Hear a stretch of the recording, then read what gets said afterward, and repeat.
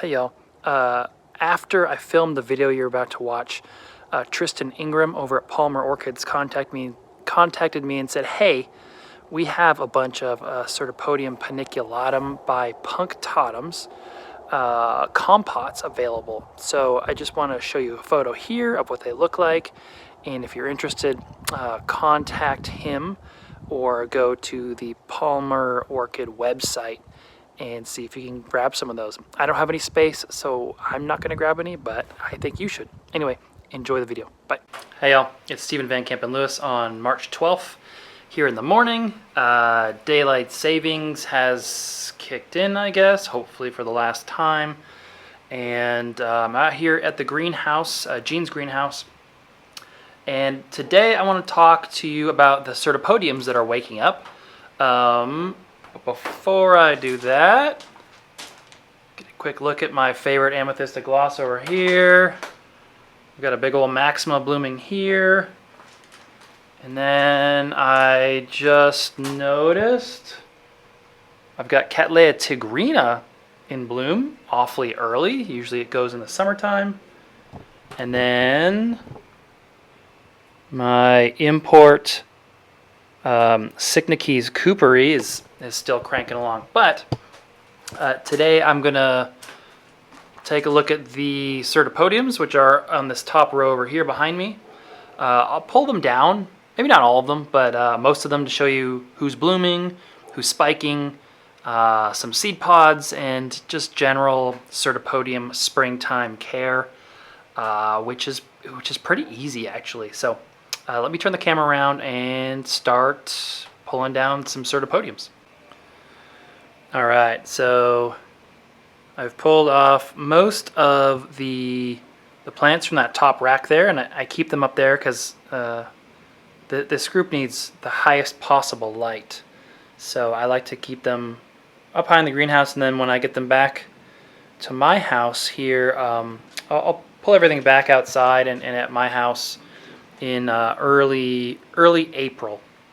That's when everything can go outside and the threat of cold weather has passed.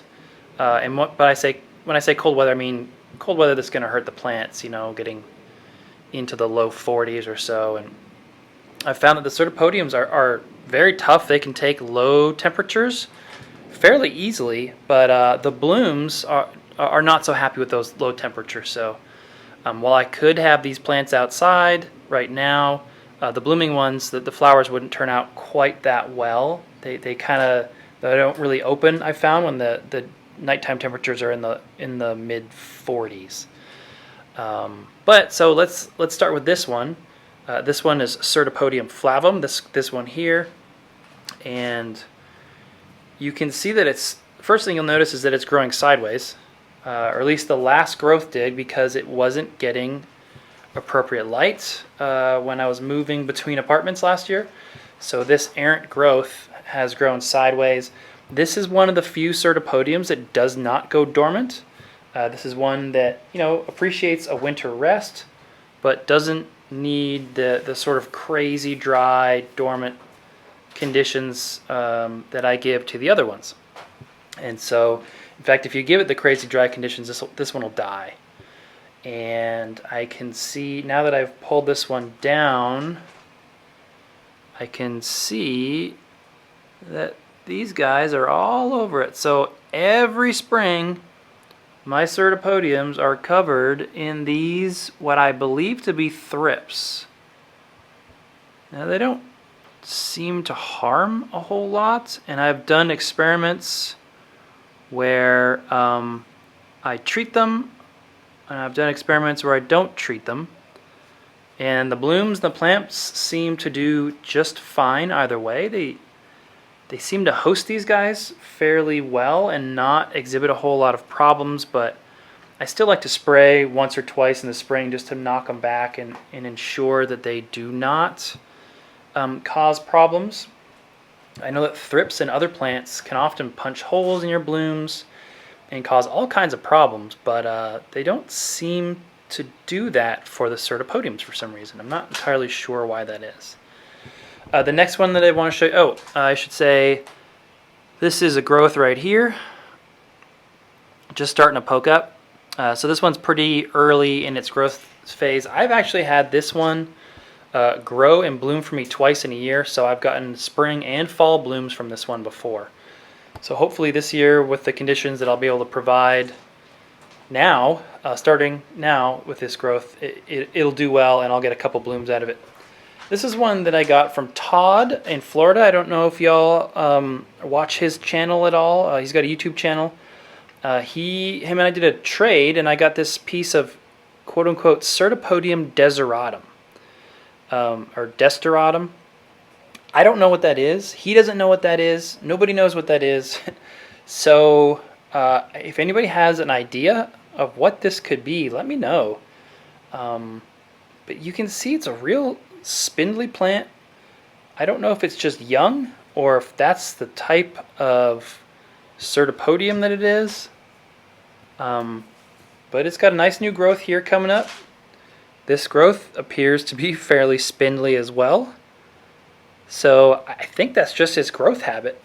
But it's growing in a terrestrial mix, as are almost all of mine. Most Cyrtopodiums are terrestrial, not epiphytes, so you don't want to grow them necessarily in bark mix, unless of course you have an epiphyte, like this one here. So this one says Cyrtopodium holstii. That is a mislabeled plant. I bought it as holstii, but it turns out, I got it from Stephen Moffat actually, but it turns out to be St. Ledgerrianum. And holstii is a terrestrial, so it won't have these aerial roots. The aerial roots are very indicative of an epiphyte. And you can see it's got roots coming out the bottom, so it is a very happy, healthy plant. I sent pictures of this off to Lou Menezes, who is the world's renowned expert, as far as I know, on Cyrtopodiums, and she said she thinks it's St. Ledgerrianum. And again, you can see some of those thrips forming here. But this one has been holding pods for, I don't remember when I pollinated these actually. I think I made a video. I'll look that up and post a link, or excuse me, yeah, I'll post a link here, and then I'll let you know what date I actually pollinated these. But Max in Mississippi, so if you recall, last summer I moved to Bernie, and one of my pods broke off, snapped off. It was very green, as you can tell. These ones that are still hanging here in mid-March have not opened up, and he was able to get a ton of little baby seedlings going. So here's some photos that he was kind enough to share with me and let me use in this video. So he is doing some really cool stuff with this St. Ledgerrianum cross that I made between a sort of a yellow and a red colored varieties. But you can see how happy and healthy this one is. This one could have used a repot, but I didn't get to it in time. You can see how large this growth is. So this is the size of the growth that I think about start watering. I don't water this stage growth, and obviously I'm not going to water this stage growth. Hey, if you found this video helpful, please click this little button down here on the bottom right. And don't feel obligated to, but if you feel like this was worth $1 or $2, please click that and add $1 or $2. That will really go a long way to me helping to get a greenhouse right over here, as well as head over to Brazil for an orchid trip in 2024. So all of your orchid donations will go to orchid causes for which I can make additional videos. And as always, thank you very much. I'm also not going to water this stage growth. So this is the punctatum that Fred has been selling from Sunset Valley Orchids, as you can see. This was a cool one that I got, I think, last year, and it's cranking out 2 new growths here. So I'm excited for that. Hopefully I'll get a gigantic plant, and I might as well put it next to this adult one and show you, see how long I've got until it is blooming size. Let me get on the other side of the sun here. Alright, so you can see little baby, you know, it looks like a pretty good sized plant until you realize what a mature plant looks like. Here, I'll put this here for comparison.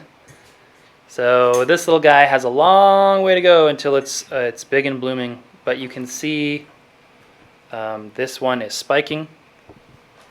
And so the cool thing about Cyrtopodiums is that they bloom simultaneously with this asparagus-looking spike here at the same time as they put out growths. And this plant actually last year had 2 or even 3 bloom spikes on each growth, and it had 3 new growths. So this is kind of a smaller bloom than previous years. But you can see I've got another bloom spike here, and this will be a gigantic head of flowers on each one of these very soon. You can see I'm growing this in a terrestrial mix, and then Fred uses sphagnum, so he's growing his in an epiphytic mix. I've grown it both ways, and they seem to do very well either way. In most places around the world, as far as I know, punctatum is terrestrial, but it does grow epiphytically in Florida. So I don't know if there's any kind of a genetic difference between the two, but they seem to do very well either way, as you can see by this big old plant that I got from a friend, I don't know, 5 or 6 years ago as a division, and hers keeps cranking out blooms, and she grows hers epiphytically, I believe, and then mine does as well. So again, this, I'm not going to start, I haven't started watering this one yet. I think this new growth is still too small. I want to see more of the leaves extending out. And I will show you this one over here. This is another St. Ledgerianum. You can see my tag was running out of tape when I printed this one out. But so this is the size of the growth that I'll start thinking about watering. You can also see the dead bodies of thrips falling. I don't know if you can see that raining down. They are all over these leaves, just like that other one, and all the other ones, to be honest. Let me see if I can remove this basket so you guys can see what gigantic root systems they start throwing out pretty early on. And you can see there's some of these roots that are still kind of near the top and are young, and then there's some others that are going down into the media. I don't find that these Cyrtopodiums are as finicky about needing late watering as the Catasetums or certainly the Mormides or the Cycnices. I just wait.